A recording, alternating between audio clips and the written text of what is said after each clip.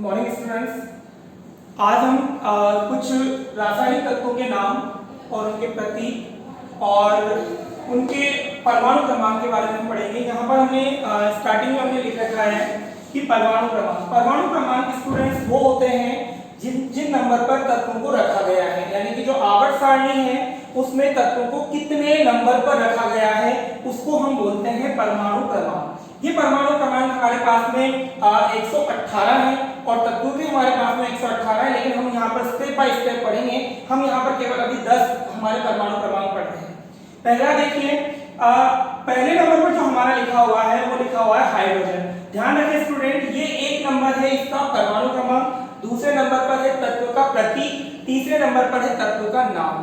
पहला जो हमारा है परमाणु क्रमांक 1 पर वो है हाइड्रोजन। इसे हम डिनोट करेंगे कैपिटल H से।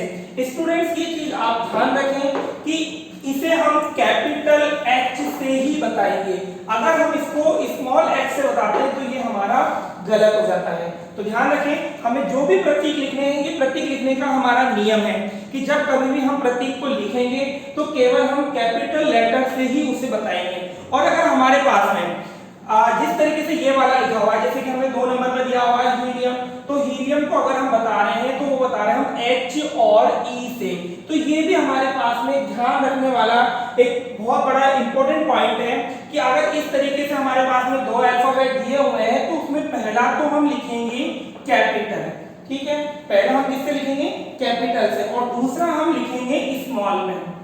ये बिल्कुल हमारा एक करेक्ट होगा।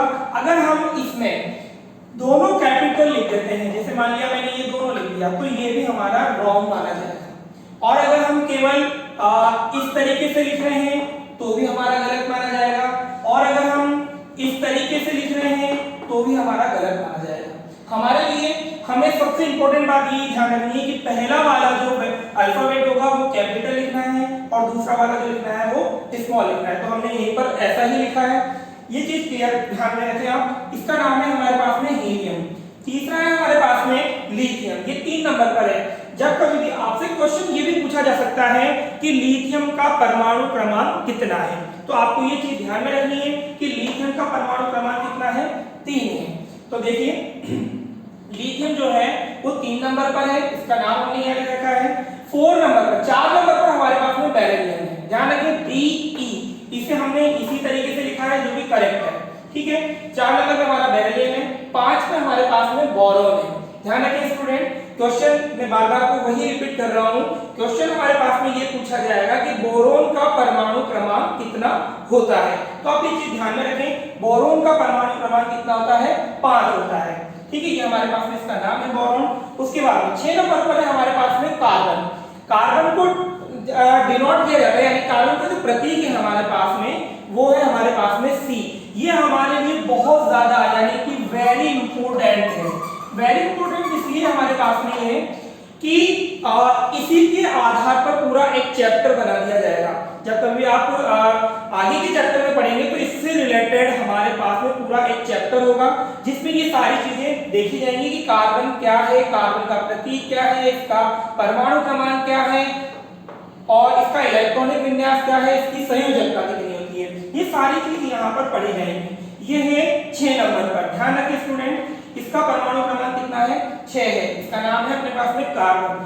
7 नंबर पे हमारे पास में आता है नाइट्रोजन और 8 नंबर पे आता है हमारे पास में ऑक्सीजन। ये भी हमारे लिए वेरी इंपॉर्टेंट है, आपने नाम सुना होगा कई बार ऑक्सीजन।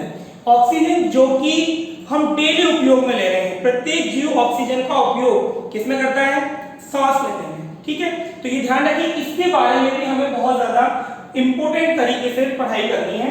उसके बाद में हमारे पास में है 9वें नंबर पर है हमारे पास में फ्लोरीन और 10वें नंबर पर है नियोन। स्टूडेंट्स आप ये ध्यान रखें कि ये हमारे पास में प्रतीक है।